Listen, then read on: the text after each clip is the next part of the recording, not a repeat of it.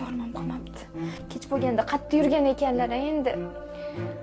Tizzalarim ham og'rib ketyapti.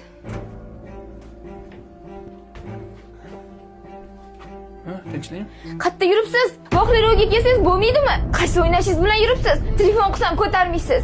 Qatta edingiz? Mani tergamagan. Mani tergaydigan boshimda ota-onam bor. Men erkak kishiman. O'zimni ayoldan ustun deb bilaman. Sen ayol kishisan.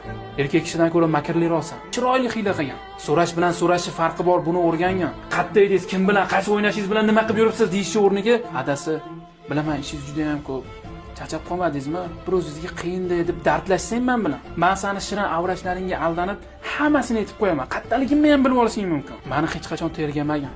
Ering haqida bilmoqchi bo'lgan narsalaringda makrni, hiylani eng yaxshisini qilgan. Qatta edingiz, kim bilan u bu degan gaplarni qilib, yo hurmatingni yo'qotasan, yoki o'rningga. Doring qolmaganligini bilib, harga olib keluvdim senga. Taksiz kutib qoldim azingni. Doktor ham aytdi, ancha yaxshi bo'lyapti, ko'rsaymasan. Ishda davom etsin dedi. Revmatizmdan ham qutulib ketar ekansan nasib. Shuni unutma. Hech qaysi erkakga o'zinikini o'tkazadigan, uni tergaydigan ayol yoqmaydi. Hech qachon meni tergamagan. Tushundingmi? Men seni ukang yoki o'g'ling emasman tergaydigan. Adasi, meni kechiring.